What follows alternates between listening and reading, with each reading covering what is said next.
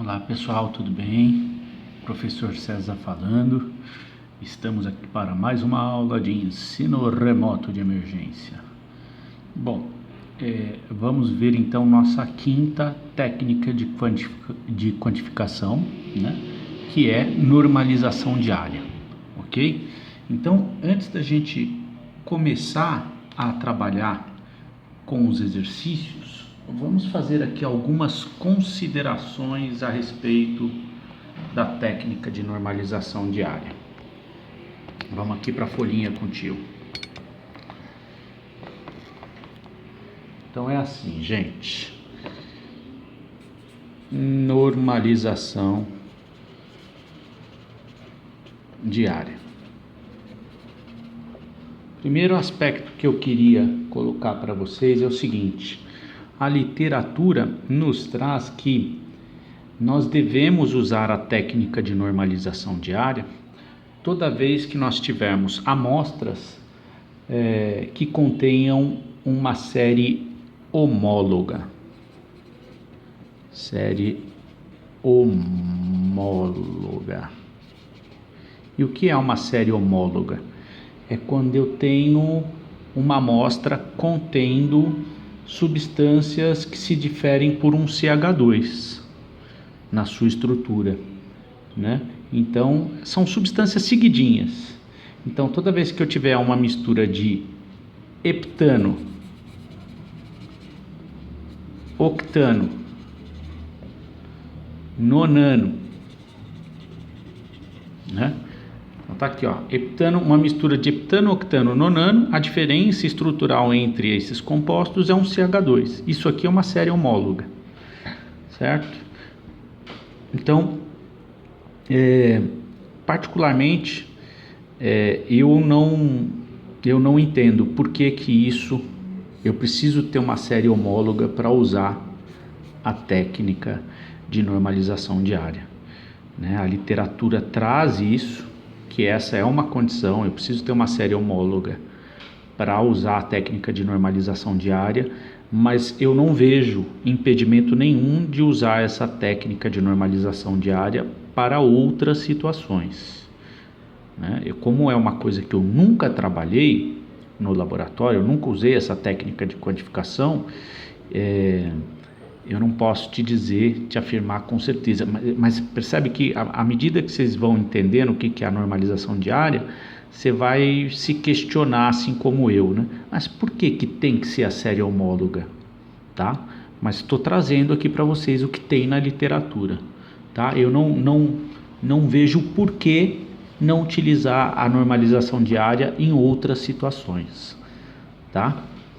Então, já que esse é um pré-requisito que a literatura traz, que tenhamos uma série homóloga na constituição das minhas amostras, os exercícios, todos eles que a gente vai trabalhar aqui, serão com séries homólogas, ok? Então tá aí colocada a questão. Muito bem. Então é assim, gente, nós vamos caminhar caminhando, ok? À medida que a gente vai resolvendo o exercício, a gente vai deduzindo fórmulas e fazendo as coisas. Acho que é bem interessante tentar explicar para vocês o que é normalização diária usando um exercício como referência, tá? Então, vamos aqui para o exercício 1, tá? Que eu já vou projetar aqui para vocês, mas olha só, o que você não pode esquecer de jeito nenhum nos exercícios de normalização diária. Você tem duas fórmulas que você vai usar. Uma fórmula que você vai usar nos padrões e uma fórmula que você vai usar na amostra. Tá? Então eu vou colocar as fórmulas aqui e vou dar um nome aos bois. Então a fórmula que você vai usar nos padrões é essa daqui, ó. R é igual a AE dividido por AR. O que é R? fator de correção. Ok? O que é AE? É a área encontrada do meu componente no padrão. E o que é o AR? É a área de referência. É a área que eu vou tomar como correta, tá? Vai ser a minha área de referência para normalizar as outras áreas dos outros picos. Daqui a pouco você vai entender, eu estou dando nome aos bois. Muito bem, na amostra, qual que é a fórmula que a gente vai aplicar na amostra? Essa daqui, ó, AC é igual a AM dividido por R. Então, AC é o que a gente chama de área corrigida. Área corrigida dos meus componentes na minha amostra. O que é AM? AM é a área medida. É a área antes de ser corrigida. E o R? R é o meu fator de correção. Ok? Então estão aqui, ó. Todo exercício de normalização de área você vai usar essas duas fórmulas. Essa daqui você vai aplicar no padrão e essa daqui você vai aplicar na amostra, nos componentes da amostra. Essa daqui você vai aplicar em todos os componentes do meu padrão, do meu cromatograma do meu padrão, e essa daqui você vai aplicar em todos os meus componentes da minha amostra, tá? Olha, o tio vai deduzir cada uma dessas fórmulas devagarinho. À medida que a gente vai fazendo os exercícios, vocês vão entendendo essas fórmulas, ok? Tá. Então é assim, ó. Antes da gente ir para o exercício e a gente aplicar essas fórmulas e deduzir essas fórmulas, eu queria colocar uma situação aqui para você, né? Que é o seguinte: olha, se eu tiver uma série homóloga, tá? Ó, eu preparei um padrão com 5 componentes. 5 componentes, certo? Quais são os meus 5 componentes? C7, C8, C9, C10 e C11. É isso? Isso. É o meu exemplo aqui. C7, C8, C9, C10, C11. Quem que é o C7? É o heptano, com 7 carbonos. Quem que é o C8? É um padrãozinho de octano, 8 carbonos. C9, nonano, 9 carbonos. C10, decano. C11, 1 decano. Ok? Muito bem. Então, eu preparei o meu padrão usando esses 5 componentes e eu coloquei a mesma quantidade deles, a mesma porcentagem deles para compor o meu 100% da minha amostra. Portanto, eu coloquei 20% desse, 20% desse, 20% desse, 20% desse e 20% desse. Certo? Ó, estou pensando na preparação de um padrão com 5 componentes. Aí eu pego esse padrão, pego lá com a minha agulhinha, né, com a minha injeçãozinha da cromatografia gasosa, então vou pegar lá uma amostra muito pequenininha, tipo, sei lá, 2 microlitros dessa amostra, e vou injetar no cromatógrafo. E aí eu acertei toda aquela parte de parâmetros cromatográficos que a gente vai ver mais para o fim, né? E o que acontece? Eu obtive um cromatograma. O que você espera desse cromatograma? Como as concentrações são iguais, você espera que as áreas saiam iguais, né? Então tá aqui o tempo morto, então você espera que o cromatograma saia assim, né? Olha lá. Com as áreas perfeitamente iguais. Aqui não tá igualzinho porque o tio não é mágico, né? Mas você espera que saia picos com áreas praticamente iguais, certo? Só que não, isso não acontece, gente. Isso não acontece. E o legal, se acontecesse, seria legal, porque aí quando eu fosse passar a minha amostra, que tem um dos componentes, né? Ó, então, a somatória dessas áreas, quando eu somo todas essas áreas, eu posso dizer que corresponde a 100% de concentração, né? Corresponde a 100% da minha amostra. Quando eu for passar uma amostra que tem uma determinada área, corresponde a X%. Né? Então seria muito legal se isso acontecesse, mas de fato não acontece. Por que não acontece? Porque o meu detector interage de maneira diferente com cada componente da amostra. Ele tem um fator resposta diferente para cada componente da amostra. Né? Ele tem uma sensibilidade diferente para cada componente da amostra. Então, na vida real, o que acontece é o seguinte, ó. O que acontece é assim, ó.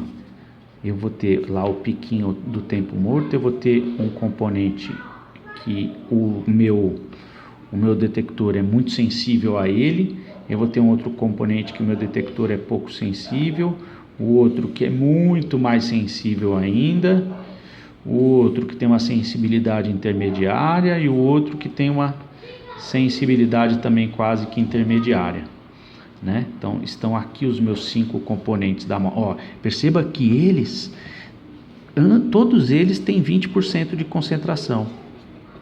Ah lá, ó. Mas o detector reagiu de forma diferente para cada um deles, né? Então, vamos supor que essa área aqui seja 10 milímetros. Essa área aqui, ó, seja 20 milímetros. Essa área aqui, ó, seja 30 milímetros quadrados. Vamos aumentar esse pico aqui, né? Essa área aqui seja 40 milímetros quadrados e essa área aqui seja 50 milímetros quadrados. O que acontece, né, gente? Qual que é a grande sacada do método de normalização de área? Eu preciso escolher um desses picos para chamar de área correta, área de referência, né? Por que área de referência? Porque todos os outros picos são múltiplos dele, né? E aí o ideal, eu vou dar a dica para vocês, e todos os exemplos que eu for dar aqui agora, eu vou usar sempre a menor área como área de referência. Por quê? Porque fica mais fácil de enxergar o fenômeno, mas pode ser qualquer uma, eu posso chamar qualquer um de área de referência aqui, tá? Então eu vou chamar 10 milímetros de área de referência. Aí quando eu for calcular o fator R para cada um deles, ó, o que vai ser o fator R? O fator R não é a área encontrada de cada componente dividido pela área que eu chamo de referência. Então olha só, qual que é o fator R para aquele componente que eu disse que é o que eu vou chamar de correto? Ó, é a área encontrada, que é 10 milímetros quadrados, dividido pela área que eu chamei de referência, que no caso é 10 milímetros quadrados. Então o fator de referência deu 1. É claro, ele é a minha área de referência, então o fator de correção dele é 1, ou seja, não tem fator de correção para ele. Ele não vai ser corrigido. Ele não vai ser normalizado, né? Agora, olha só que legal. Qual que é o fator de correção olhando para esse aqui, ó, para esse pico que deu 40 milímetros quadrados? Já de cabeça, o fator de correção é 4. O que significa esse 4? Significa que o detector responde 4 vezes mais para ele do que para a área que eu chamei de referência. E é mesmo, né? Apesar de eles terem a mesma concentração de 20%, o detector é pouco sensível para esse daqui, ó, e gerou uma área pequenininha, uma área de 10. Para esse aqui, ó, apesar desses dois picos terem a mesma concentração, ele gerou uma área 4 vezes maior. Então, eu preciso normalizar essa área, né? Eu preciso normalizar essa área para eu ter uniformidade, para eu poder comparar uma coisa com a outra quando eu for trabalhar com as amostras, né? Então, qual que é o fator de correção aqui, ó? Fator de correção para esse pico de 40 milímetros quadrados. Qual que é o R para ele? É a área encontrada dividido pela área que eu chamo de referência. Qual que é a área encontrada? 40 milímetros quadrados. Milímetros quadrados. Qual que é a área que eu chamo de referência, né? Que eu chamo de correta? Essa daqui, 10 milímetros quadrados. Então, o meu R vai ser 4. O que é esse 4? Qual que é o significado químico desse 4? Né? Dentro do meu cromatograma. Esse 4 está me dizendo que o meu detector é 4 vezes mais sensível a essa substância aqui do que a essa. Ele gera uma área 4 vezes maior do que para essa, apesar de terem a mesma concentração.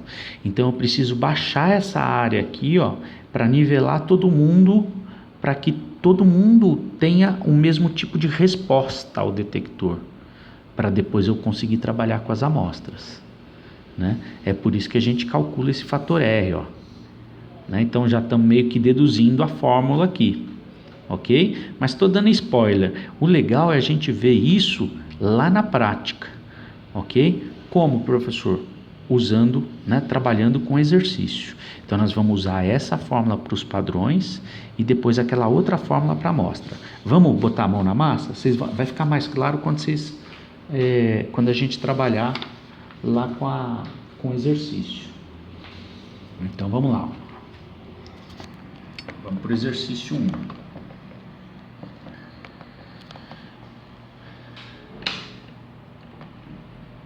Vamos, criança. Ih, o computador tá lento pra caramba, viu? Aí. Exercício 1. Normalização diária. Um analista analisou uma amostra pelo método de normalização diária. As amostras continham metanol, etanol e propanol. Portanto, série homóloga. Ó, a diferença entre eles é um CH2. Tá? Para o ensaio, preparou uma solução padrão contendo todos os componentes, numa mesma proporção e volume. Ao injetar a solução e a amostra, obteve os valores da área abaixo relacionados. Então, olha lá, eu tenho uma amostra 1 com uma série homóloga que ele injetou lá no meu cromatógrafo e gerou essas áreas, e uma amostra 2 que tem os mesmos componentes, né? Metanol, etanol e propanol, e as áreas dos triângulos são essas daqui, ó, certo? Como a minha solução padrão, né? Como é que ele fez a solução padrão, né? Ele usou o mesmo volume de metanol, etanol e propanol, né? E injetou. Então as áreas são essas daqui, ó. Tudo bem? Então vamos para a folhinha para a gente conseguir equacionar isso? Olha lá. Você já vai entender como é que é. Exercício 1. Tá? Ó, padrão. De outro lado, amostra. Olha lá, vamos fazer. No padrão eu vou usar essa fórmula. R é igual a E dividido por AR. Na amostra eu vou usar essa fórmula, AC é igual a M dividido por R. Pegou o exercício de normalização diária na prova, já põe o número do exercício, põe a fórmula do padrão embaixo aqui do nome padrão e a fórmula da amostra aqui debaixo do nome amostra, para você não se confundir, certo? Então olha só, o que ele fez, gente? Ele preparou, eu vou colocar aqui uma folhinha auxiliar, ele preparou uma solução com 33,3% de metanol, 33,3% de etanol e 33,3% de propanol. Ele pegou o mesmo volume, sei lá, eu posso ter preparado com 20 ml desse, 20 ml desse, 20 ml desse. Eu misturei esses três componentes. Ó, peguei metanol PA, etanol PA, propanol PA. 20 ml desse, 20 ml desse, 20 ml desse.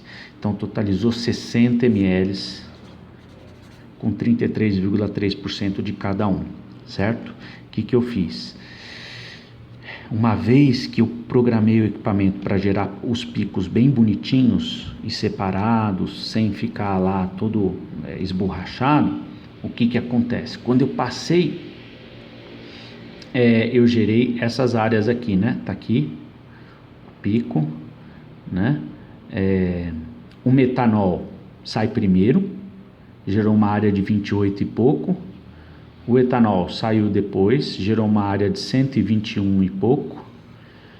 E o propanol saiu depois, gerou uma área de 91 e pouco, né? Aliás, por que o metanol saiu primeiro? O etanol saiu depois e o propanol saiu depois?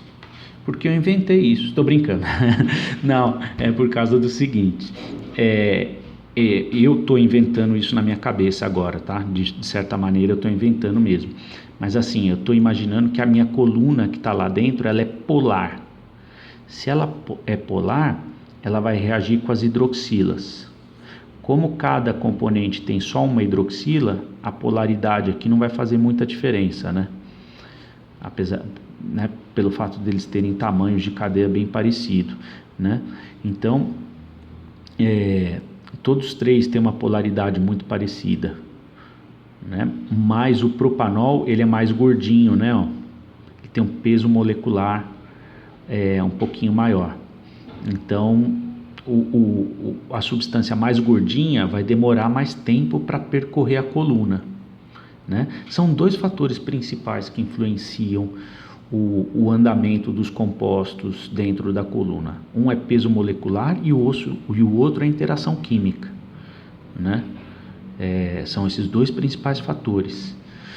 Professor, qual que pesa mais? Difícil de falar, sabe? É muito complicado de ficar batendo martelo nessas coisas, né? É bom você entender os mecanismos de maneira